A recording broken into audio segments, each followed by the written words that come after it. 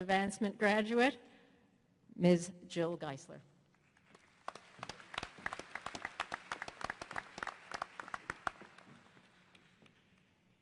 Good afternoon.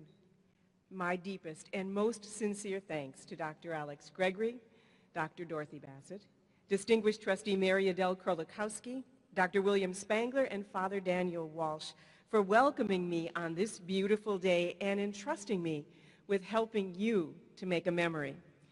This is only the second time I've set foot on this campus. Because I live in Wisconsin and I teach at an institute that's in Florida, I travel extensively to teach in organizations. My quest for a rigorous online master's degree program in leadership studies led me to Duquesne. Now, I emphasize rigorous because at that time, and that was about 2001, 2002 that I was searching, it seemed like every spam email that came into anyone's inbox was either promising to provide amazing changes in your love life or offering for just a low, low price an online degree, a dishonest to no goodness phony education. So I knew that the best antidote to any raised eyebrows of others when I said the words online degree was to simply add the word Duquesne. Enough said, plenty said. But when it came time to end my educational journey, I didn't want my distance learning to end in distance commencement. I had visions of kind of a worst-case scenario that I'd hit a key on my computer, pomp and circumstance would play, and then the printer would spit out the document. I wanted a little bit more. I wanted to be here if I could, to be on campus just like you, just like today if I could. So I came, joyful for the opportunity, and truly never dreaming I'd be back again, but this time on this side of the room. It is a genuine thrill. And I must tell you, though, that this situation has happened to me once before, many years ago. I was asked to return to my high school to deliver a commencement speech to a packed gymnasium that I knew pretty well. Let me repeat to you today what I told that group of young people, because it applies to you just as surely as it did to them. I said to them that because I sat where you sit today dressed as you are, I truly know what you are thinking. I know that the men and women in this room are asking themselves one compelling question about the future. What is my hair going to look like when I take off this mortarboard? You will look fine, trust me, and you will be fine going forward. Now, how do I know that? Because I believe you have power. In fact, I want you to recognize that fully and even ferociously. Now, here's how. I would like you, bear with me now, to turn to the people next to you in your row, and I want you to introduce yourself, and I'd like you to do it this way. Say your name, and then include this simple phrase. I am a power-hungry Duquesne leader. Go ahead, I'll wait.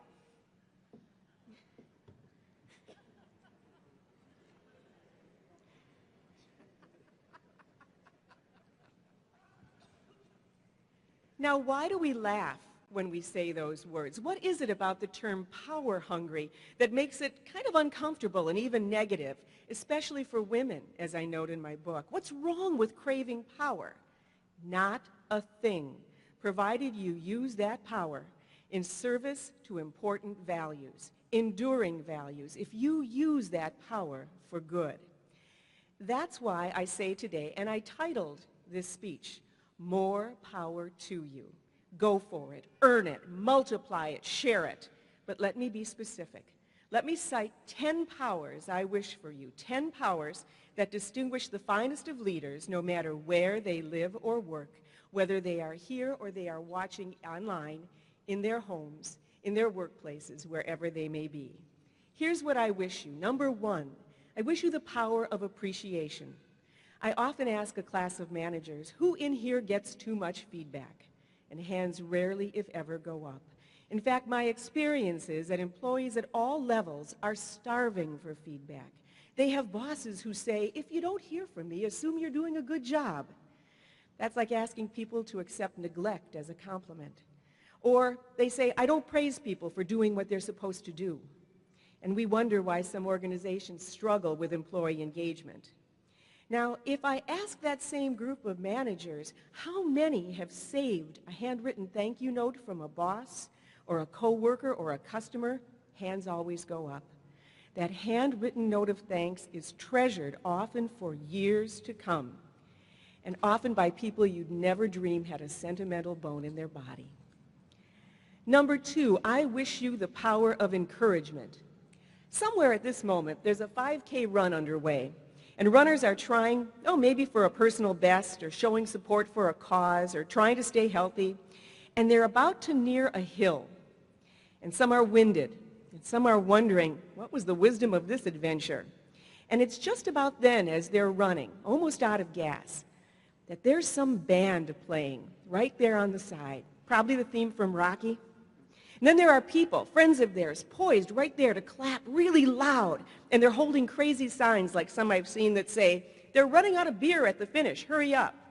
Or one that said, you're so smart and pretty. I liked it. It wasn't sexist. They said smart first. Somehow, the power of encouragement provided a second wind.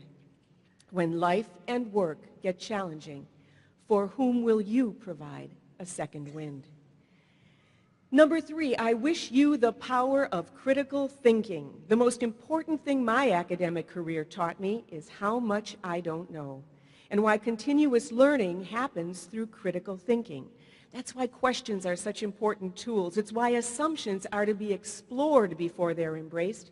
And it's why biases and blind spots can overtake our best selves, or what we think is our best selves, unless we are vigilant.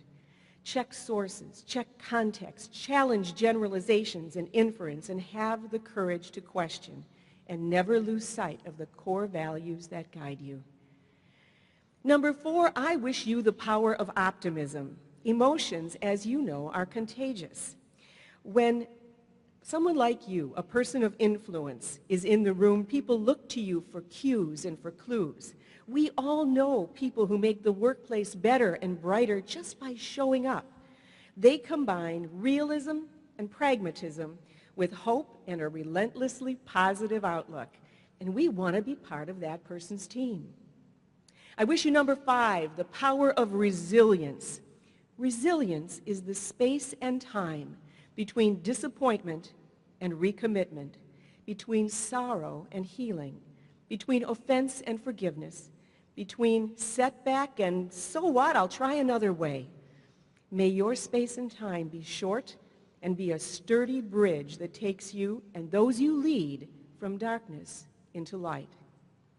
I wish you, number 6, the power of laughter. I write in my book that my guiding values of leadership are humanity, integrity, and levity.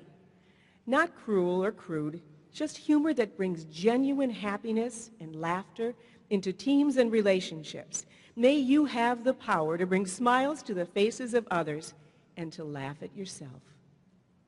I wish you number 7, that is, the power of collaboration. Now here's my secret. Collaboration isn't all that complicated. All you have to do is find out what makes a great day at work for somebody who does a job you don't do and maybe know nothing about. Or maybe you think you do but don't know enough. Learn what their bosses expect from them, what people in their field talk about when they discuss the all-time greats. Find out what obstacles get in the way of their success, and then discover their personal hopes and dreams, and you'll become a powerful collaborator. You'll be known for inclusion, always for listening for untold stories and unheard voices. You will span boundaries and break barriers. I wish you number 8, the power of apology. When true leaders make a mistake, they put taking personal responsibility above saving face. They step up and they fess up. And they don't deliver it with passive voice, mistakes were made. No, bold, active voice, I let you down. And not a Weasley conditional kind of, if anyone was offended. No, the bold and definitive, I was wrong. A sincere, specific apology can not only heal injury, it can raise credibility and build trust. Apology is a hallmark of integrity. Number 9, I wish you the power of choice. Now, you've been patient with me, graduates, through 8 powers now, as I took the liberty of imposing my list on you. But you probably have equally, if not better, thoughts about the power you would most like to have. And everything we know about motivation says that autonomy, the power to choose, is a powerful, potent, intrinsic motivator. We are most likely to embrace ideas and solutions of our own creation. So I pause now before I get to number 10 to invite you, each of you, to create your personal number 9 under the power of choice. I'm going to be quiet just for a few moments as you think and decide what power you would like to have. And as soon as you know it, I'd like you to stand and stay standing. Okay? I'll wait.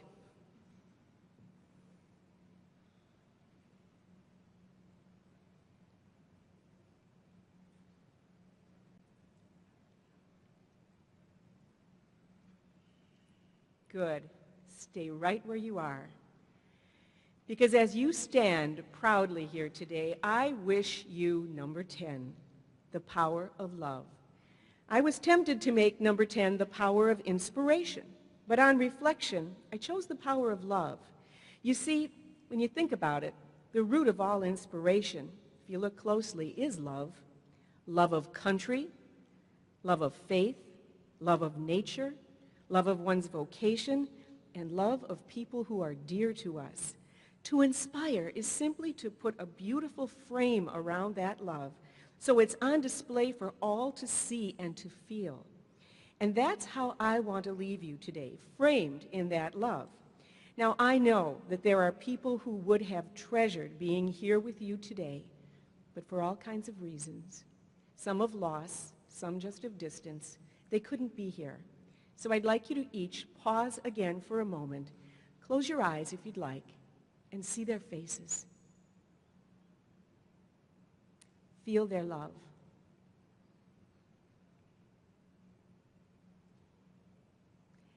And now, I'd like you to turn your attention to the loved ones who are here today. Look around. Can you see them? Make eye contact. Go ahead. Loved ones, I know that you have cameras with you, right? Okay? So I'd like you to get ready to use them, please. You ready? Graduates, please take this moment to share the power of love out loud, a true shout out with whatever words are most meaningful to you and to those who came here to cheer for you. Go for it.